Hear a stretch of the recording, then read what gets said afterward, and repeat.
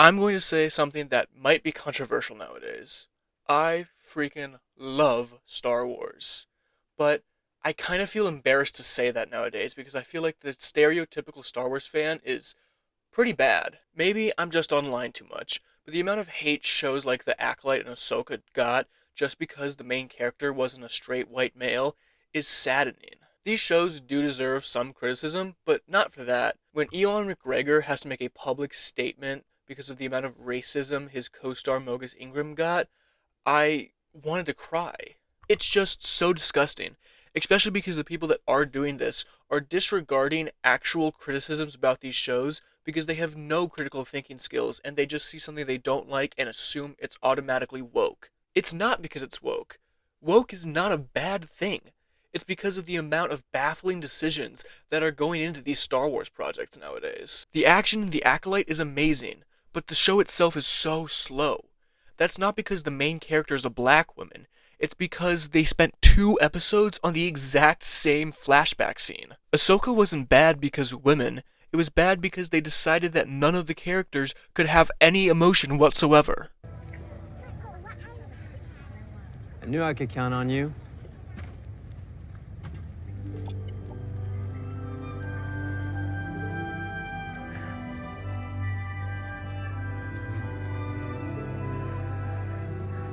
The last genuine Star Wars show that I absolutely loved was Andor, but with its final season out now, and its creator Tony Gilroy saying that he doesn't like Star Wars, we're probably not going to get anything from this creative group again. So, imagine my surprise when Skeleton Crew, a show I had zero faith in, came out, and was my favorite Star Wars show in years.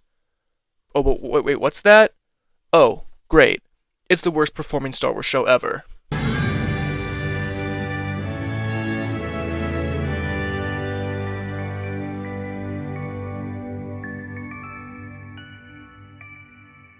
In case you don't know, Skeleton Crew was created by John Watts and Christopher Ford, both best known for their work on the Tom Holland Spider-Man movies. The show itself is described as like the Goonies, but in space. But personally, I don't really see that.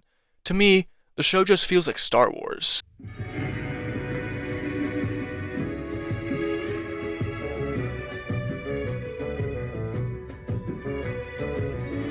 Both Watts and Ford are self-proclaimed Star Wars fans, and you can tell with the amount of love that went into the show. From using puppets, makeup, and prosthetics instead of CGI, actual models for its ships, and even stop-motion animated monsters, this show feels more like the original trilogy than any other piece of Star Wars media ever has. But other projects have come out that use prosthetics and models for the ships. So what makes Skeleton Crew so special? It's because it does so much more than just that.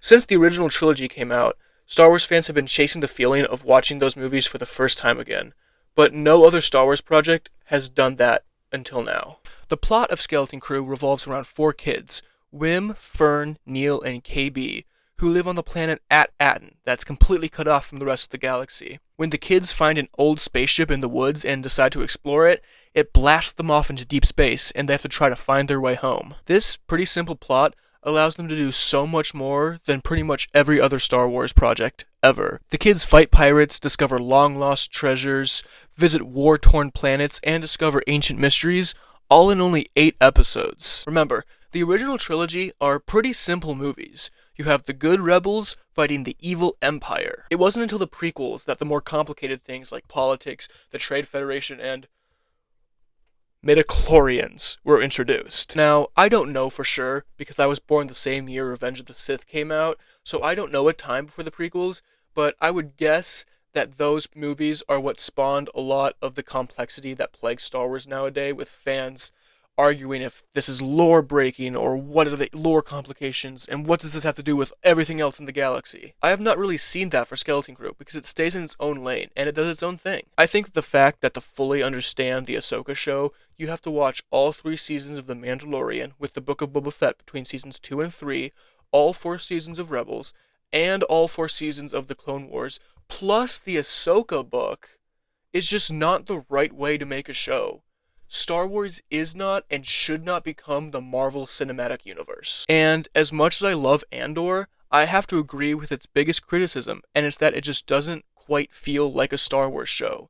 It's slow and deliberate, which makes it a phenomenal TV show, but it doesn't capture that feeling of Star Wars. Skeleton Crew has everything it needs to: the action, the suspense, the intrigue, all of it. To my knowledge, Skeleton Crew is the first Star Wars project since A New Hope to feature no familiar characters or worlds. Let me repeat that.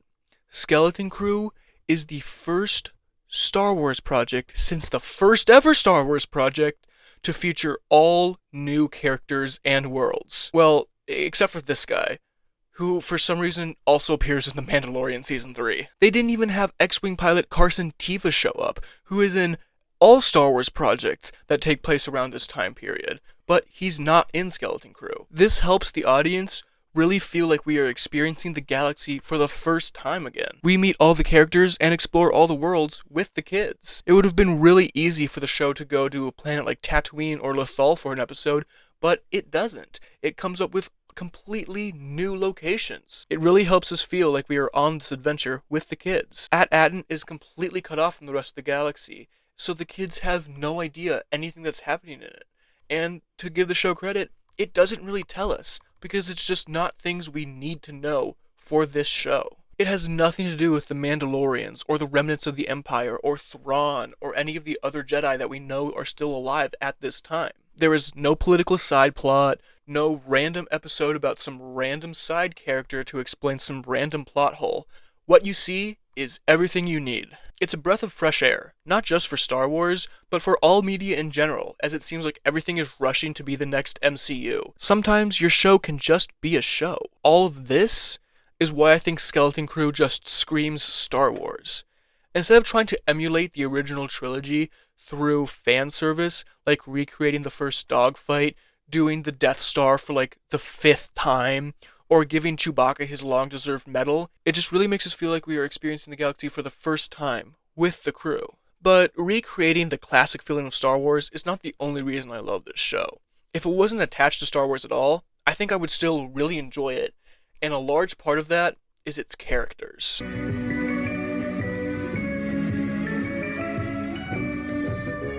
Wim is the de facto main character. We probably spend the most amount of time with him, but he's also my least favorite. He has a pretty cliche character arc for a kid of that he's really self-centered and self-focused, and slowly throughout the course of the show he has to learn that he can rely on his friends and he can listen to what others are saying and do things that are not just in his self-interest, but the self-interest of the group. It's not a bad character arc, I just think it's a little overused nowadays, but there is something about Wim that I really do love. He is fascinated by the Jedi. The entire point of Star Wars is that the Jedi are not that great. Once they were a beacon of light and hope throughout the galaxy, but over the centuries, they've slowly become more and more corrupt and outdated, and this is what eventually leads to their downfall. Worse than allowing Anakin to go to the dark side, they lost the goodwill and faith of the people they were supposed to be protecting, and that's what made them lose. When people hate on The Acolyte for painting the Jedi in a pretty negative light, I have to ask, did you watch the prequels or the Clone Wars? Because they do the exact same thing. The clones were created by the enemies of the Jedi, and the Jedi knew that, and yet they continue to still use them and be puppets for the Chancellor. At-Aten has been hidden away for so long that all anyone can remember is how good the Jedi used to be. Wim's love for them shows the beacon of light and hope that they once were. Throughout the show, Wim never loses faith in the Jedi. He does come to realize that they can't solve all his problems and he can be his own person outside of them, but he never stops loving them. And this mindset is such a good representation of what the Jedi once were and were always supposed to be.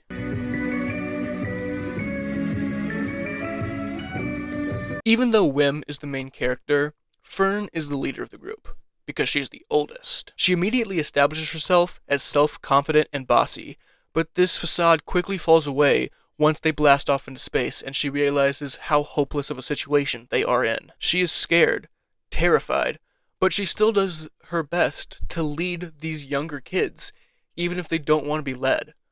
Looking at you, Wim. She might not be the best leader, but she always tries her best.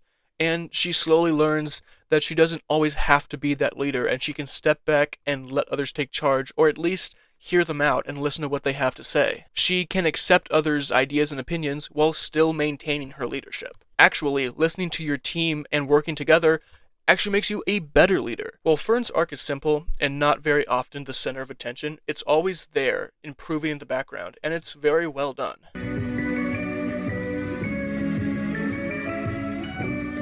Neil is the fan favorite character in Skeleton Crew, and it's easy to see why. He's cute, adorable, and always the optimist. His big moment comes in episode 4, Can't Say I Remember No At-Aten. In the episode, the gang arrives on the sister planet to At-Aten, At-Akron, that has descended into war and chaos. The gang becomes friends with one of the general of the war's daughter, Hilla, and they show her that there can be more to life than just fighting. This planet is a huge eye-opener for the characters that the galaxy can be a dangerous and scary place, and this especially hits Neil hard as he is the group optimist.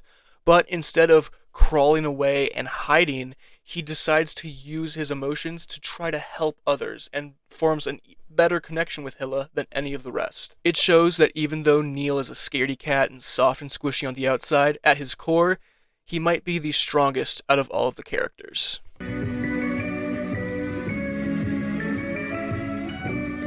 KB is my favorite character of the show. She is a know-it-all, whose expertise in seemingly every category helps the group get out of a lot of sticky situations. But the reason she's my favorite character is because of something that happens in my favorite episode, episode 6, Zero Friends Again. The episode revolves around the kids who are stuck at the bottom of a cliff, trying to get back up to their ship at the top of the cliff. Everyone has different ideas of how to get there, and they're all arguing, but no one listens to KB, who is also not feeling great, but really trying to hide it. The group splits up, and KB is left with Wim, who eventually does realize that something's wrong with her. We learn that because of an accident she had when she was young, she is a cyborg who constantly needs maintenance, and it's just been way too long, and all of her systems are failing, and she's dying. The next scene is my favorite of the show. It's a tender scene, where Wim races to help give KB maintenance, as she directs him what to do while slowly shutting down and dying. Days without maintenance. That's just not reality, Fern. So then just tell her that. I can't do that. Why not? Because she doesn't have patience for that. You know how she is. And then I'll have zero friends again. It's so dumb. Anyway, you could just be friends with me and Neil. Though Wim does save her, this scene made me tear up and really cemented the show as amazing in my eyes. The way Wim realizes that his friend needs his help, how calm KB is when staring down death like she's been there before, and how she seems to just accept her death is all so moving. We never learn more about the accident that caused this to happen to KB, but we don't need to. It's not the center of this episode or her story. We don't need to know what happened to her in the past to love her for who she is now in the present.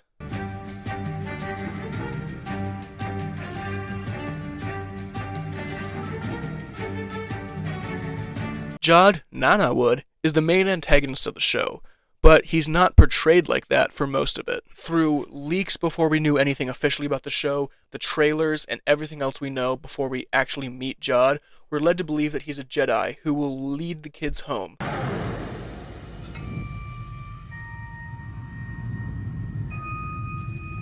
You're a Jedi.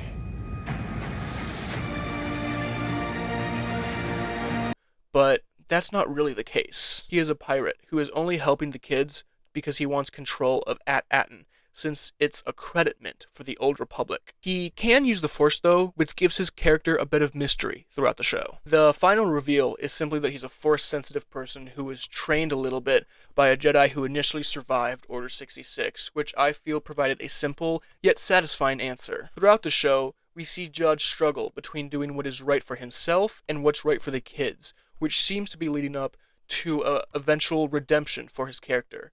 But it's a false one. In the end, Jod doubles down on being a pirate and a villain and tries to kill the kids multiple times. It's a nice way to subvert the watcher's expectations and not play into the redemption arc trope that is becoming all too common in media. It's satisfying to see a character get what he deserves and watch as his whole world comes crumbling down around him after all the terrible things he's done.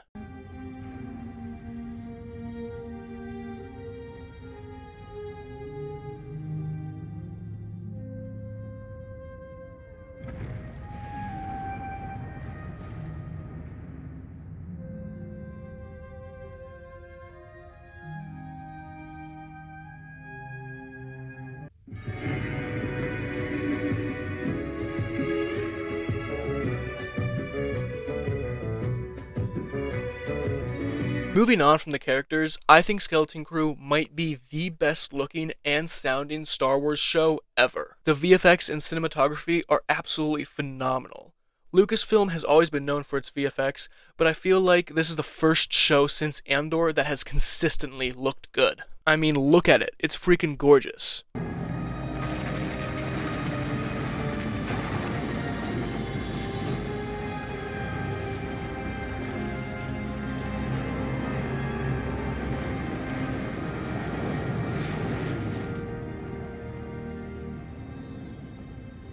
Everything in this world is huge, or at least made to look like it is, which really makes us as the audience feel small and powerless, like the characters we're following. The music in Skeleton Crew is composed by Mick Gianchio, who also did the music for The Penguin, and boy did he cook. The soundtrack is so whimsical, and captures the feeling of childlike wonder and also pirates so well. I cannot get the soundtrack out of my head.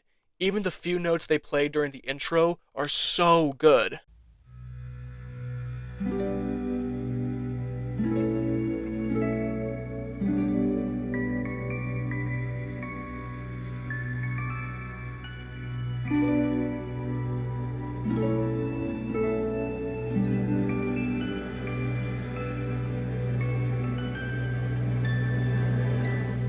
Just go listen to some of these tracks. It's just so fun and such good music. It's so clear that everyone who worked on Skeleton Crew just absolutely loved what they were doing, which makes it even more sad that the show flopped so hard.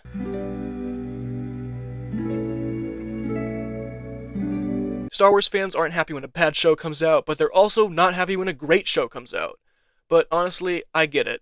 There was so little buzz around the show before it came out, I really didn't have any faith in it either. It started filming in January of 2023 and didn't come out until almost January of 2025. That's an insanely long turnaround, combined with the fact that we knew nothing about this project, even less than any of the other Star Wars shows coming out, that I think it really just drove people off, which is a shame. In a world where everything is becoming more and more of the same slop, Skeleton Crew set out to do something unique and different and mysterious. The showrunners have said that they would like to do a season 2, and the show hasn't been officially canceled yet, like The Acolyte was, which I also disagree with, so there's still just the smallest chance that we can get a season 2 out of this, and I really hope we do. If you haven't watched it, go watch the show, even if you're not a Star Wars fan. I promise, it's so well worth the watch. In a world where almost every new Star Wars project has been bad, it's nice to know it's still possible to make a good one. It gives me hope. Hope that there are still people working at Lucasfilm who care about the projects they're making. With how the Book of Boba Fett in The Mandalorian Season 3 turned out, doesn't seem like Jon Favreau cares, which makes me really scared for the Mandalorian and Grogu movie coming out next year that he is directing. At this point, I'm even doubting Dave Filoni, who was supposed to be the savior of Star Wars. Seriously, how do you get such bad performances out of such good actors in Ahsoka? The entire cast acts more like the characters they're supposed to be off-screen in interviews and behind the scenes than they do when they're actually supposed to be that character. That's gotta be on you, Dave. I also thought the final season of The Bad Batch, another show created by Filoni, was mediocre and disappointing. I hope that with Kathleen Kennedy, Lucasfilm's CEO, reportedly set to retire later this year, that means we can get some more creative, original, and amazing shows. I really just think that she was a businesswoman trying to make creative decisions for this company. Hopefully, Skeleton Crew is the beginning of much more to come. We just had a Star Wars celebration, and there was a lot of really exciting things happening there, so I hope these all pan out in the best ways possible. We are staring at a halfway blank canvas for the future of Star Wars, but I'm excited, mostly because of Skeleton Crew. I can't wait to see what this huge, wonderful, ever-changing universe has in store. Well, we did it again. If you're watching this, thank you so much for making it through my second ever YouTube video. I am overwhelmed by the response to my first video. It's mind-blowing. As of recording this, I'm at almost 50,000 views. I never thought I would get that many. Especially not with my first video, and especially with it being about something as niche as the Dragon Prince. But man, just thank you. I know this was a shorter video, and it still took a while for me to get up. But that was for some external reasons. I had a lot going on. It's almost the end of my school year, so I will be going back home. And next time you'll see me, I'll have a much nicer, different background. So yeah, I just wanted to just take this moment to just thank everybody for watching it. Thank you to everyone who subscribed. Hopefully I can start making videos faster now. Get them out a little quicker. Hopefully that we can do that. I truly love Star Wars, and I really, really do hope that we continue to get more and more good shows. Andor is coming out right now, and it is phenomenal so far. So just once again, one last thank you to everyone who watched this video or watched my last one. I do have one short as of recording this about The Last of Us. It's not the best quality, but it's just some thoughts that I wanted to get out there, and I have plans for other shorts as well as a million for full-length videos. So thank you so much, and I will see you in the next one. Hopefully sooner rather than later.